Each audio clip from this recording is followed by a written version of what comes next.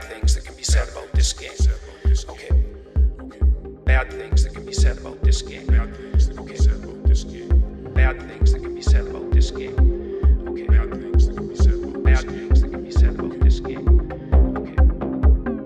Bad things that can be said about this game. Okay.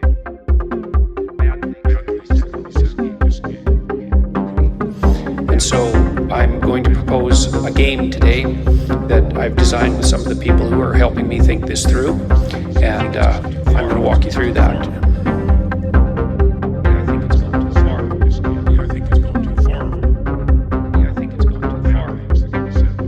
Alright, so we're going to start by talking about the PC game. And the PC game is a form of ideology. And what an ideology does is attempt to simplify the world in a very radical way, so that it indicates to its holders that they have understanding even when they don't, and that way it reduces uncertainty and anxiety.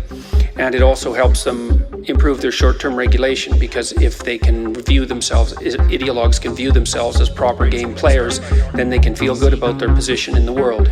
So we're going to start by talking about the PC game. Okay, so we're going to start by talking about the PC game. And so the purpose of the PC game, which I think is technically a biased compression algorithm, what it does is it takes the complexity of the world and compresses it to a few simple axioms. It's a biased compression algorithm, I think, because it doesn't accurately represent the complexity of the world across the full array of detail necessary to deal with it effectively. What it does is it takes the complexity of the world and becomes a biased compression algorithm. What it does is it takes the complexity of the world and becomes a biased compression effectively.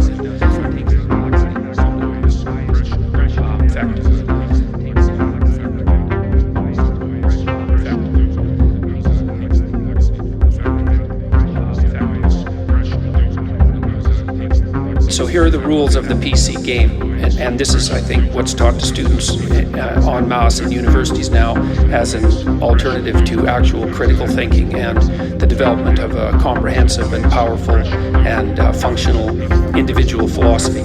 It's the alternative to whiz game. Okay, so here are the rules of the PC game.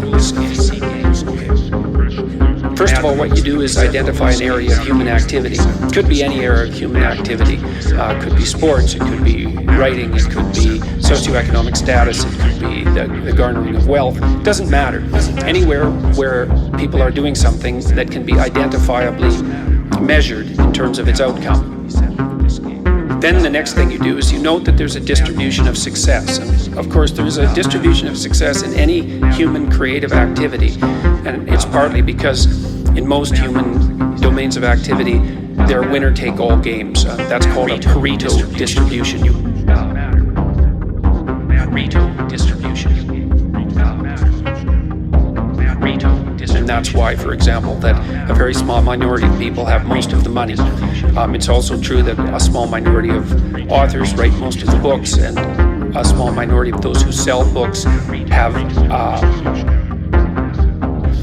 why a very small number of recordings, for example, audio recordings, become successful, and why a very small number of players dominate each game, and it's very common. So there's definitely a distribution of success in any domain of human activity. So you note that.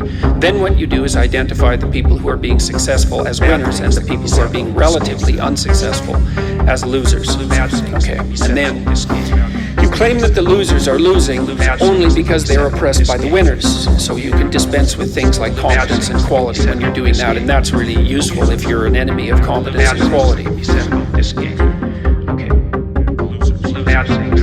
Then you claim allegiance with the losers, so you put yourself on the side of those that you define as unfairly victimized. Then that allows you to do two things. One is to feel secure in your comprehensive explanation of the world, and it also helps if you surround yourself with people who think exactly the same way you do, because then that oversimplified and actually rather pathetic comprehensive explanation of the world never goes unchallenged. Then the next thing you do is revel in your moral superiority, because what you've done, as well as oversimplifying the world, is placed yourself forever on the side of the morally righteous, and you've been able to do that with a minimum of cognitive effort and no actual expertise and no real desire to, or no commitment to making a positive change in the world, because that's a very, very difficult thing to make. It takes years to make a positive change. It takes years to make a positive change.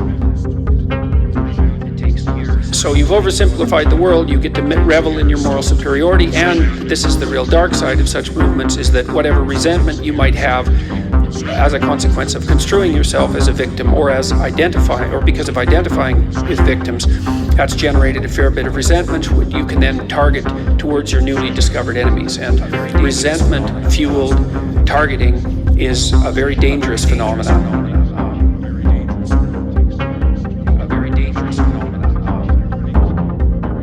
Then what you do is repeat the game forever, everywhere, and it's a very good game in that regard, because you can continually identify new domains of human achievement, and you can continually multiply the categories of winners and losers, and you can do that ad infinitum, essentially, so that it's a game that you can never stop. It's a game that'll never end. It's a game that never ends. Try to put a stop to it. Put a stop to. It's a game that never ends. Put a stop to it. Put a stop to. It's a game that never ends. Put a stop to it. It's a game that never ends. I think it's absolutely pathetic. I think it's morally reprehensible. It abandons the principle of individual. It's intellectually specious. I think it's hollow. I think it's badly motivated. There's almost no end to the number of bad things that can be said about this game. And I think it's got out of hand. It's a game that never ends. Put a stop to it.